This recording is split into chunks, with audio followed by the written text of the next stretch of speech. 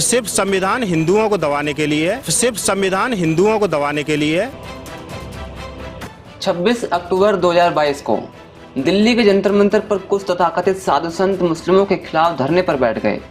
नुपुर शर्मा का इशारों में समर्थन करते हुए संतों के बोल थे कि मुस्लिमों के लिए एक अलग प्रकार की जेलों का निर्माण किया जाए और उन्हें ऐसी सजा दी जाए कि उन्हें जीवन भर जेलों में सड़ने के लिए छोड़ दिया जाए और अधिक से अधिक मात्रा में काम लिया जाए।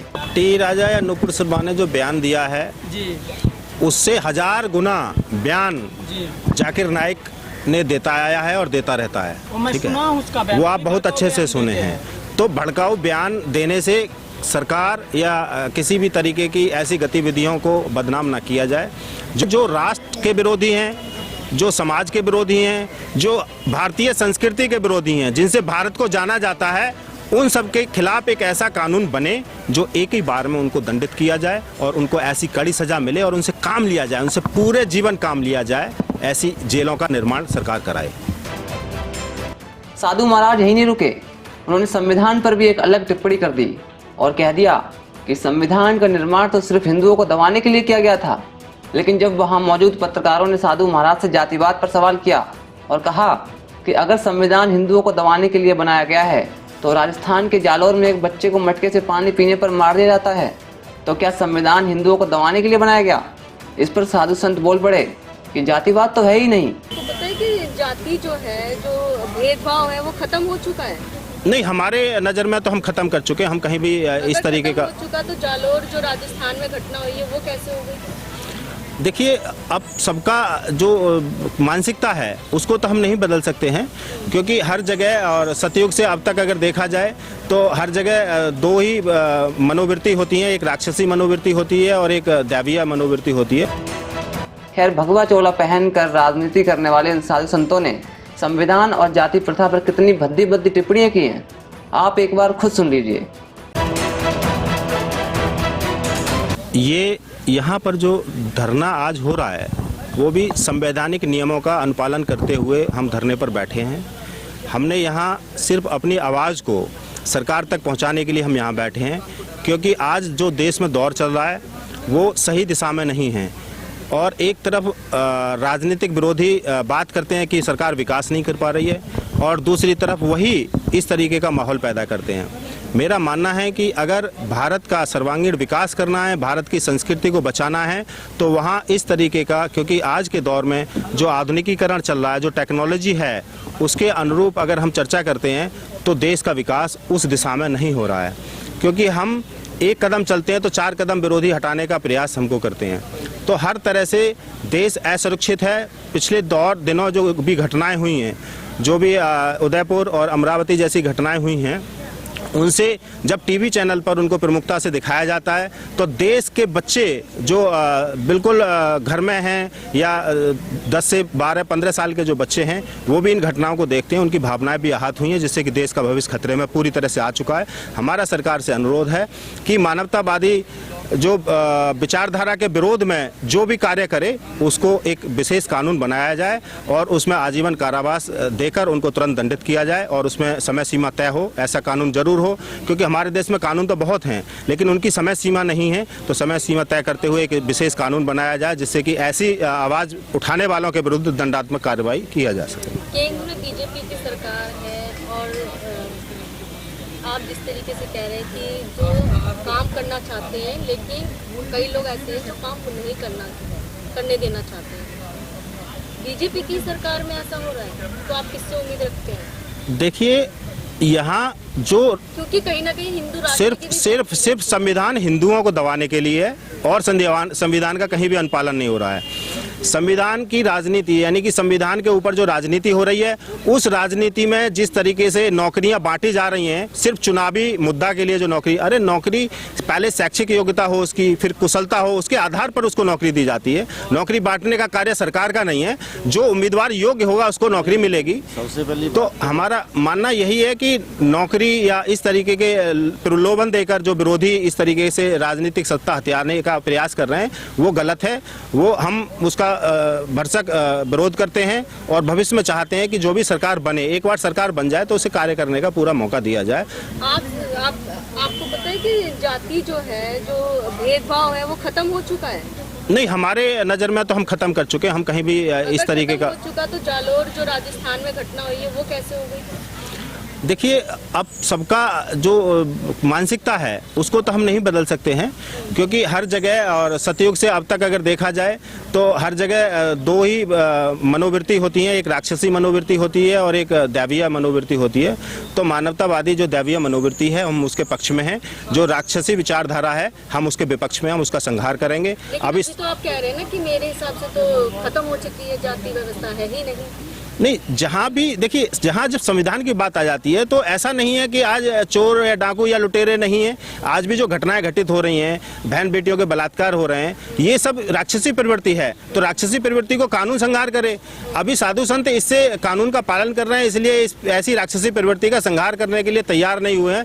और हम सरकार से इसीलिए सबसे पहले ज्ञापन दिया है कि ऐसी राक्षसी प्रवृत्ति का कानून में ऐसा दंडात्मक कार्रवाई हो। तो काम होता है ना जागरूकता फैलाना, वही जागरूकता फैला रहे हैं, देश को संदेश देना चाहते हैं कि ये राक्षसी प्रवृत्ति है, इससे सबको बचना चाहिए। मेरा सभी से, देश की जनता से अपील करता हूं कि सबसे पहले स्वास्थ्य बहुत जरूरी है, क्योंकि स्वस्थ रहेंगे तभी हम अपने आप की रक्षा कर पाएंगे और अपनी जो जिम्मेदारियां हैं उनका निर्वाह कर पाएंगे।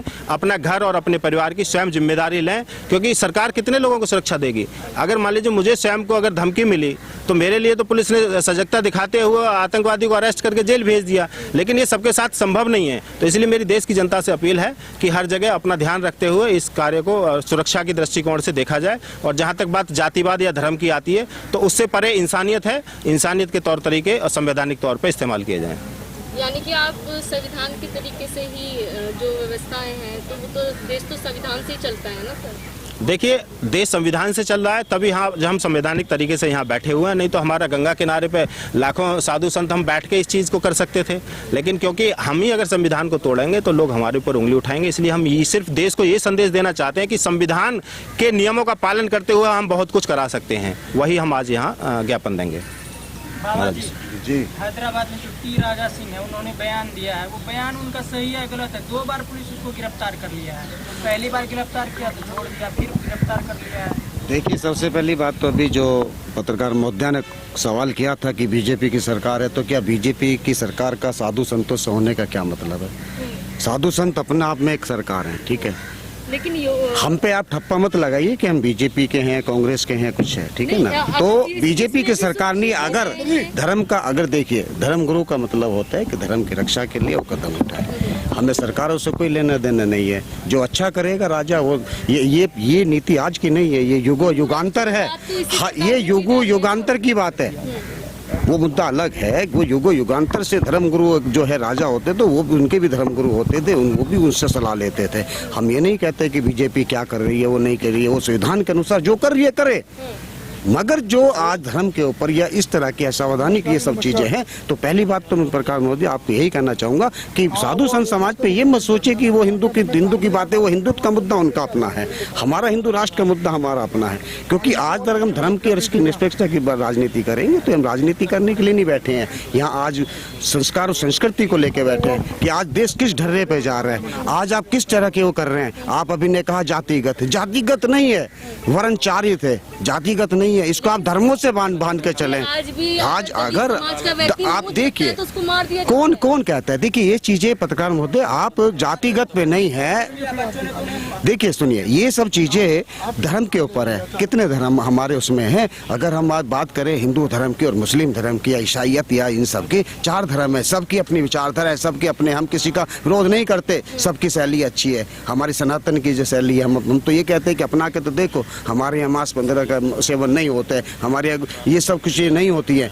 हम नहीं कहते किसी के ऊपर वो कर रहे हैं। हर धर्म में ये आक्रांताएं, ये सब चीज गलत संस्कार ये सब में हुए हैं, आगे भी होते रहेंगे। तो ये बीड़ा तो हर धर्म गुरु को उठाना पड़ेगा, आपको भी उठाना पड़ेगा। आप भी अवेयरनेस लाएं, आप भी जहाँ जाएं तो आप भी बताएं। पत्रकारिता का ये मतलब नहीं होता है कि आप काउंटर पे काउंटर सवाल पूछे या आप हमें कहें कि हम बीजेपी के हैं, सपा के हैं, कांग्रेस के कहे कि हम अपना में को हैं।